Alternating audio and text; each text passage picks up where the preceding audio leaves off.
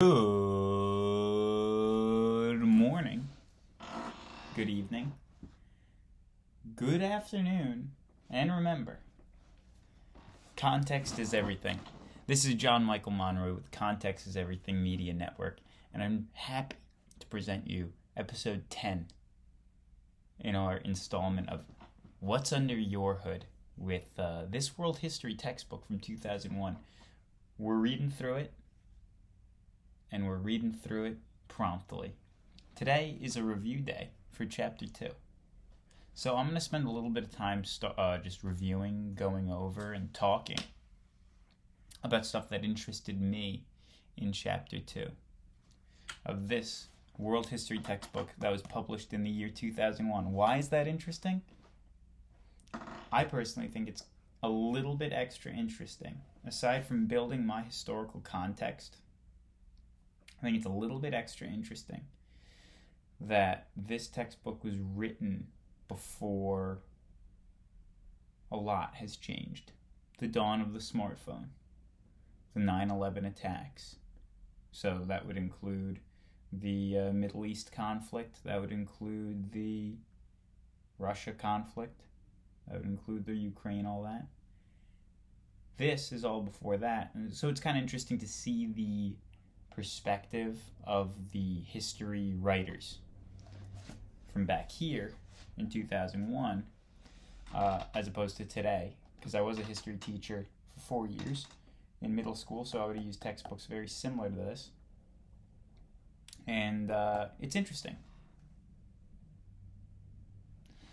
Chapter 2, review. So there's a review and assessment for Chapter 2. We'll go over a couple of questions, and I have some questions of my own. I have 3 of them. I'm going to answer them here.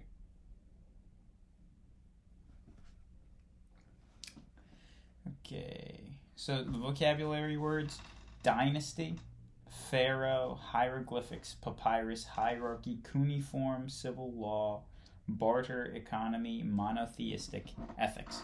I think cuneiform is a really interesting one, because it popped out to me as the first written language. Like, that was kind of... What was cuneiform? I think I have to look back and find out what cuneiform was. I don't want to spend too much time on these definitions, but I would like to have some level of understanding of these topics when I finish this book.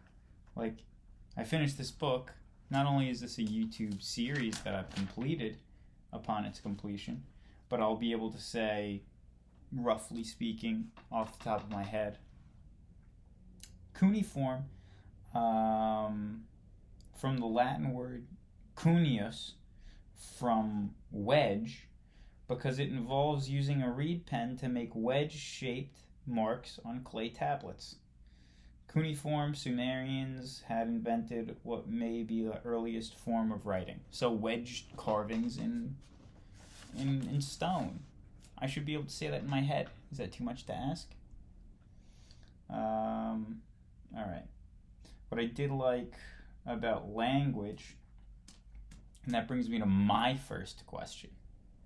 My first question. Not the book's first question. My first question is the Phoenicians.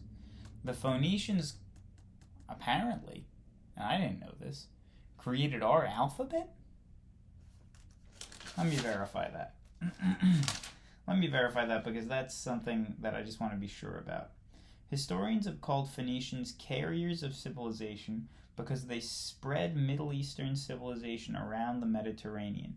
Yet, the Phoenicians made their own contributions to the world. This is a pretty big contribution, giving us our alphabet. Unlike cuneiform or hieroglyphics, in which each symbol represents a word or concept, an alphabet contains letters that represent spoken sounds. And those spoken sounds are called phonemes. And these are the Phoenicians. So my thought is there a connection? Is the word phone, which is sound, right? Telephone, phonics, phonetic, yada yada da, da ba boo boo, all that. You can say, is that phono, meaning sound, derived from Phoenician? Probably. I might have to do a little Google search. I should have probably done it before I started this video. What are you going to do? So that's my question. Phoenicians created our alphabet. It says it right here. Giving us our alphabet.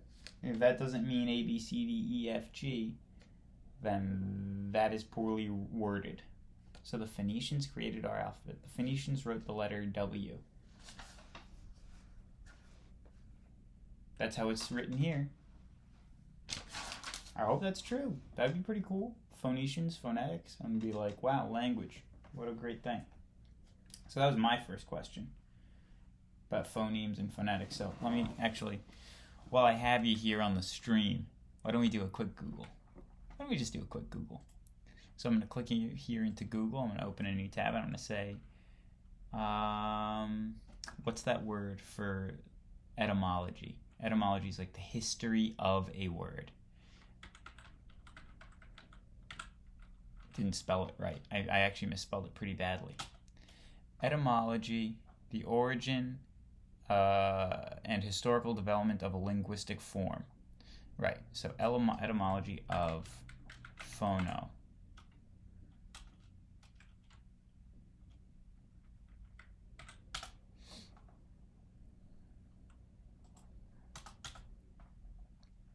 A unit of, no, it's not right. Branch of linguistics that carries, yeah, okay. Phonetics, science, language. Whoa. Phonetics and Phoenicians.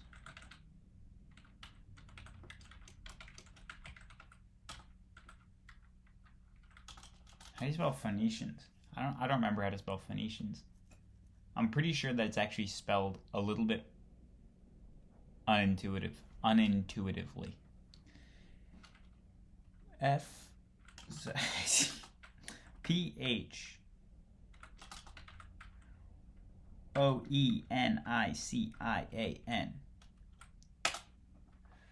Phonetics and Phoenicians. Etymology of phonics and Phoenicians. Is it related? Oh, top hit. I was watching a history lecture recently, and the professor stated that after the Greek Dark Ages, during which they previously used written language, was lost and forgotten, a new written language was developed by essentially stealing pre-existing Phoenician alphabet and assigning sounds to each letter. This is the earliest documented use of phonetic alphabet in history that I know of. Mm-hmm. Oh, come on. You come on. Just kidding. Are you hearing this? Siri just interrupts everything.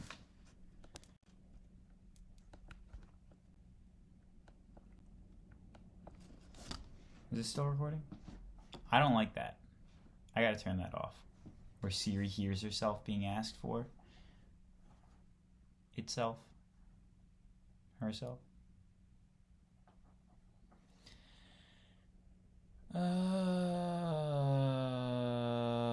And it occurred to me that the word phonics and Phoenician might be related. In fact, the relationship makes it seem extremely unlikely that there is no relationship between the terms. And the answer from Hot Licks, that's the name of the guy who responded on this forum, Hot Licks, with a reputation of 27,093. I'm going to assume that that's like karma in Reddit. And that sounds pretty good. Sounds like he's doing his due diligence. He's talking, getting some upvotes. Yep. Somewhere around the 5th grade, I was taught that the Phoenicians invented the concept of an alphabet of sounds, and hence they created phonetics. Pretty sure you could find this if you looked on some sort of search thingy on some kind of electric gizmo. Not a helpful answer. Not a helpful answer at all. If I could downvote Hot Licks, I would. But I can't. I don't have an account. I'm not even going to download the cookies. This looks like a better answer. This one's written in this one's written in Times New Roman. That means they care. Further, the connection between, that's not how you spell connection, between the Phoenician people with whom the Greeks were in frequent extensive contact and the origin of the alphabet was not that important to the Greeks. They borrowed so many other things from the Phoenicians, of which the alphabet was only one. It would be like saying that the English word language must be related to the word Latin, because that is where the English borrowed that alphabet from, and the two words sound somewhat similar. I disagree. Language doesn't sound like Latin at all. Phoenician and phonetic sound a lot like each other. I disagree with this answer because that is not a good parallel. This is not very useful. Let's try one more. Third time's a charm, and then I'm moving on. One more piece of evidence. And yes, I should do this before I start the stream. I understand.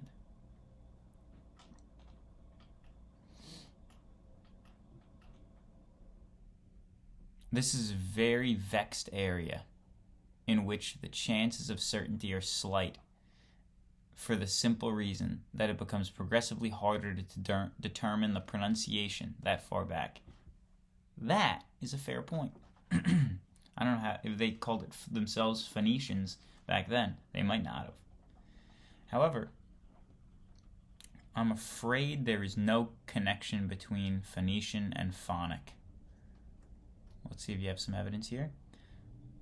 This is a word that is written in different letters that I'm not familiar with. Refers to a deep red luxury dye made from Murray shell, in which the Phoenician merchants traded most profitably. The word phonetic is of Greek origin. Phony, voice. Greek writing probably first emerged in the 8th century BC. What its predecessors appeared to have lacked, namely the Phoenician alphabet, was a comprehensive representation of the vowel as well as consonant sounds. This isn't very convincing to me. Okay, well, looks like there might not be a connection between the word phonic and Phoenician, even though the Phoenicians apparently created the alphabet that we use today, and their name sounds like phonic a lot. Phoenician, phonic. Whatever. I can move on with that. I'll be able to sleep at night without knowing the true answer. Because really, what can we know for sure? Okay. Recalling key facts. Why was the Nile River important to ancient Egyptian civilization? Water. Water for trade. Water for sustenance. Water for silt production and fertile land. Why did the people of ancient Egypt mummify their dead? The speculation is that they wanted them to live on in the future, I think. And they gave them all of their items as well. Not really too concerned about that. Don't really care. Why do the Egyptians record events? Why does anyone record events? Why? Tell me. In the comments below, why does anyone record events? Where did Sumerian civilizations develop? Fertile Crescent. Sumer. Fertile Crescent. Explain the importance of Hammurabi's code. A king, a leader, an emperor, whatever he was, posted all of the laws and expectations in the city square, or in city squares across the empire. And that gave expectations for the people, so they could see, well, that's allowed, that's not allowed. I think that that's important. I think that that's a pretty cool thing. New thing, rather. Cool, I don't know. But new for its time? Yeah. Probably. Maybe not. Why did the Israelites consider themselves to be God's chosen people? Well, this is a nice segue into my second point that I had. I had a question myself, or at least something I wanted to talk about myself, which was Abraham. He's the beginning. He's the point A. This is the start of the Judeo-Christian faith in terms of the spirit. The way I would teach this as a religion teacher would be, this was inevitably, there's no way to look around it, this was God testing Abraham. This was God testing man. And let me tell you why. Abraham and Isaac. Abraham, a man. Isaac, his son. Abraham, a judicious guy, doing his work, chopping his wood, carrying his water. One day he's visited by an angel and says, "Do you love God?" I believe there was a vague understanding of what God was, but a very wrathful God. "Do you believe in God?" He says, "Well, yeah." And he says, "If you believe in God," the angel says, "bring your son up to the mountain that you sacrificed the goats at and sacrifice your son." And Abraham says, "That's brutal. I don't want to do that at all." And then he says, "Well, if God tells me, I will do it." So this is just that full 100% faith. Yes, it is testing, which is not a good thing to do, you'd think, as God, right? So he takes his son up, Isaac. Isaac's like, "Hey, Dad, what's going on?" And his dad says, "Well, you'll see it when you get there." They get up to the top of the hill. The dad says, "Okay, well, actually, I'm not gonna kill the goat. I'm gonna kill you." And the kid says, "Wait, why?" And Dad says, "God told me." Picks his knife up. It's up here. Starts bringing it down. Just then he hears a whisper in his ear. Turns his head. And the angel's there and says, "Don't do that. You passed." And what this was, you passed the test. You were so fully ready to give your pride and joy, your son as a sacrifice, to God, to your belief. So this was, in my understanding, evidence for the Almighty, evidence for God to say, well, okay, human beings are willing to sacrifice their worldly attachments for God. And that is when the Bible shifts into a different tone. So God becomes less of a wrathful God, where like you see a lot of storm and peril and all this. And he turns more into a loving God, because the human evolution of the spirit began to occur.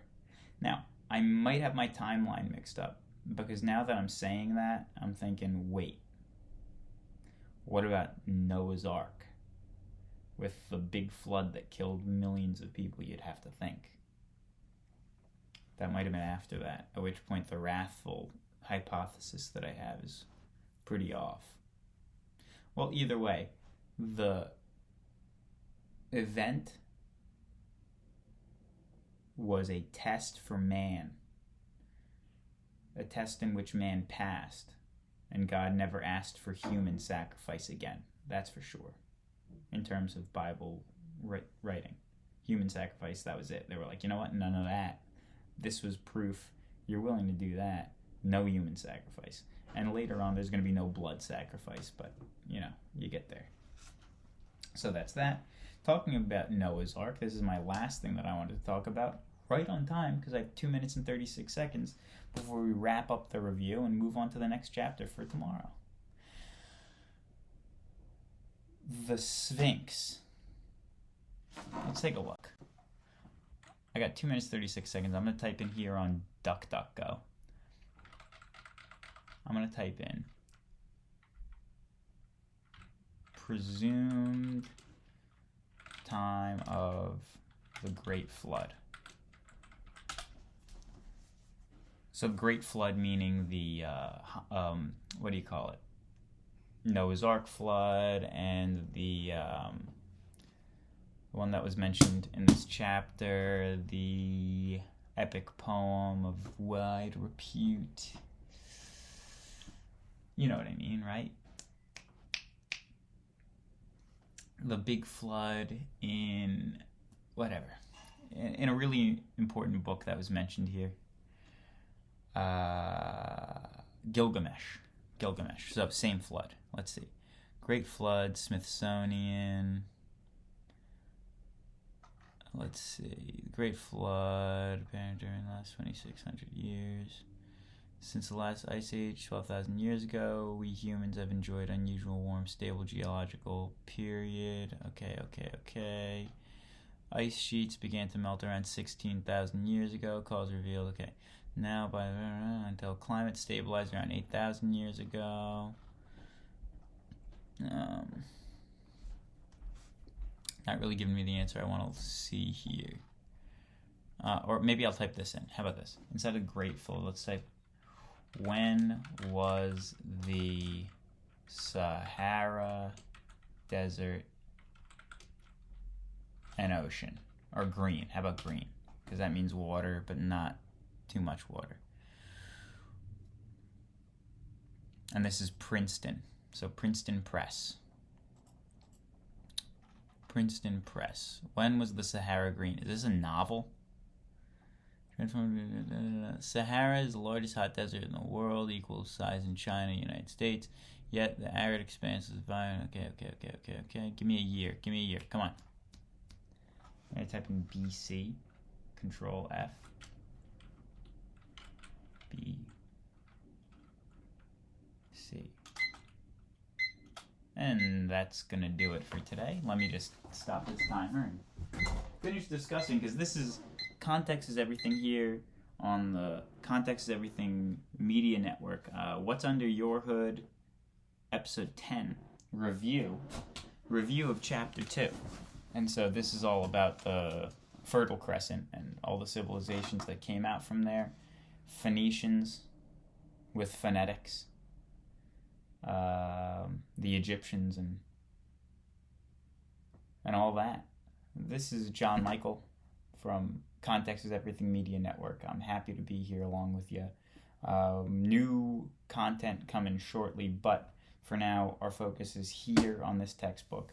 Still trying to find my way through to see what my rhythm will be, because I do want to finish this. I do want to finish this book on page 48 of 1007. Ways to go. But we're going to go a section a day. And I think slow and steady wins the race. We'll get through it. We'll get through it probably by April. Really, 5 days a week. Probably get through it by April. This is John Michael at Context is Everything. I'll start out the next episode with a little bit of talk on the Sahara and its history, but we are all out of time. Time for an ad break. I hope you have a wonderful day, good evening, good afternoon. Always remember, context is everything.